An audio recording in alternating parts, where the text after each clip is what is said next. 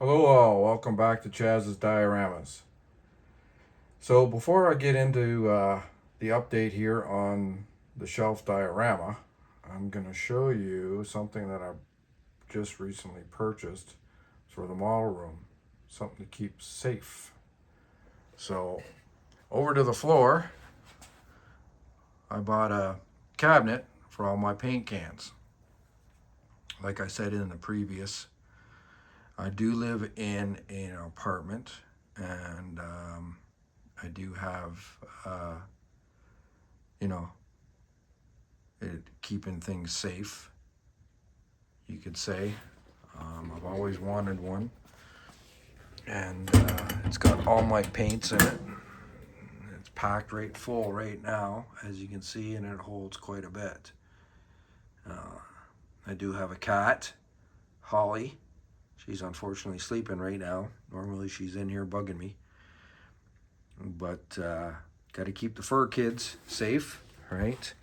I also have a neighbor that is a good friend of mine. She also has a cat, so Maggie, you got to keep them safe. It was a good purchase. Like I said, I always wanted one. I finally got one. So it was about $810 off Amazon.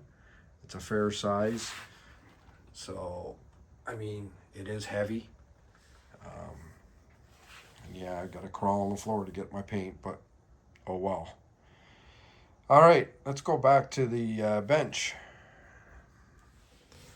So I spent a fair amount of time there working on my shelf diorama. I got a lot more of the terrain done on it. I got some other details that I did on it. So I'll show you the details. You can see them right there. There's four of them, four of the anchors. So that's anchored into the ground. Little detail I did up on that. I have four more in the back on the other side. Let's see if I can get in there to show you. Kind of hard to see. I'll zoom back out. There we go. Come around this side, you might be able to see a little bit better. So there we go. There's the other four back in there. So overall, I mean, it's coming together. Now, this was originally done for the turntable to sit on it. I was going to attach the turntable to it, but I think I'm going to opt that out right now because I have another idea for it. Now, the Raptor being the size that it is, does clear.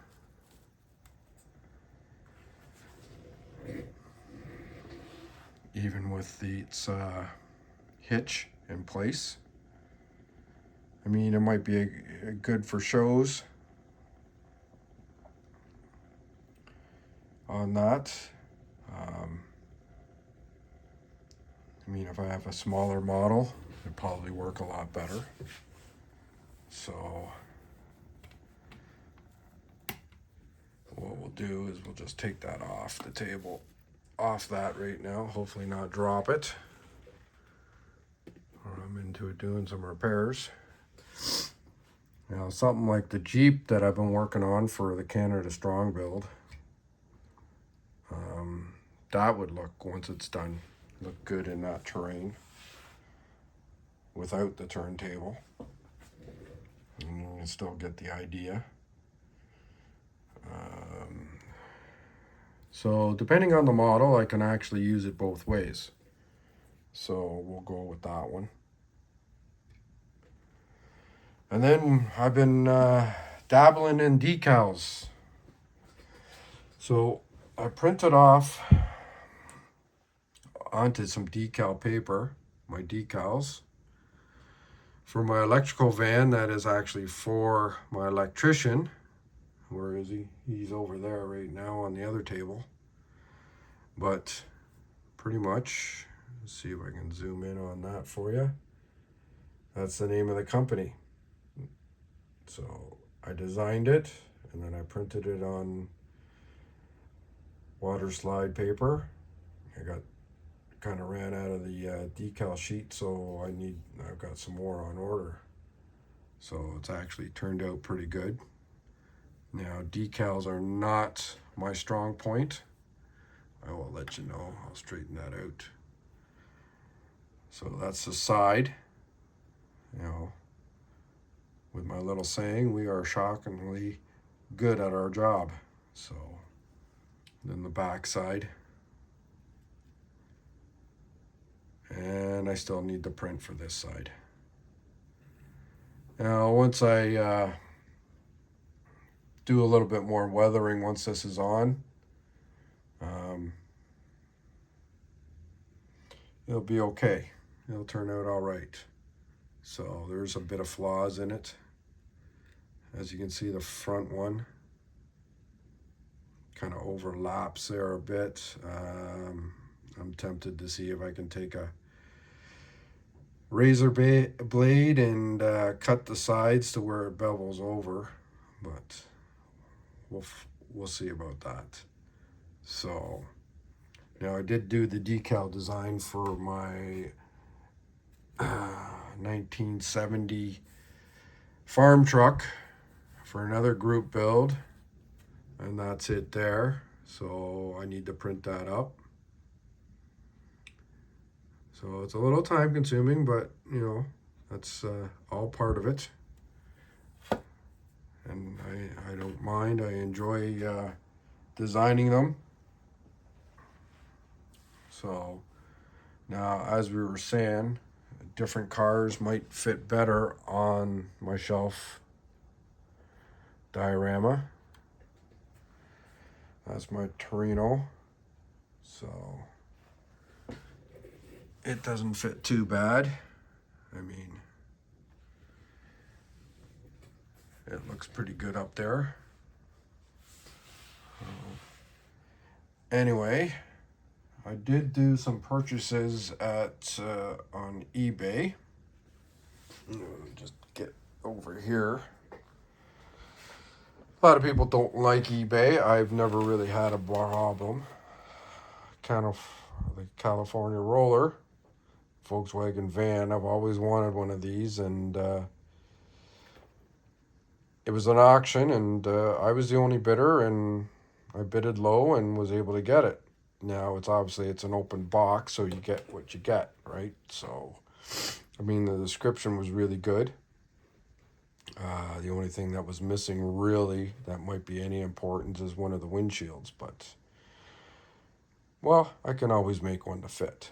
So, and I always know that I'm dealing with somebody good on eBay, like this gentleman here that sold me this.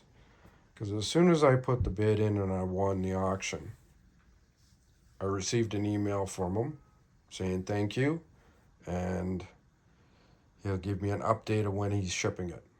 And he was true to his word, and he packaged it well. So not everybody on eBay is bad. So, and then I purchased a 34 pickup truck. It's still in its wrap. I didn't unwrap it. I got an idea for that one too. It was another one that I was the only one that bidded on it, and I got it at a reasonable cost. To me, a reasonable cost, you got to do the figures. All in all, the price of the model and then to get it here to Canada in Ottawa was a total of 60 some odd dollars each. I'm going to pay that at any of the hobby stores, mostly for an updated newer model, anywhere from $50 to $55. So to me, to get a vintage one that I don't have and I'm looking for, I'll pay the price. So other than that, we're just eager to get that shelf diorama complete so that we can get on to the gas and go. So it's kind of sitting idle, and I really need to get that one up and running. There's a lot of work to be done on that one. And there's my electrician there. He's probably quoting out the job to do the electrical work there. So looks like someone there has got some money in their hand. But other than that, thank you all for watching, and we'll see you on the next video. Have a good day. Bye now.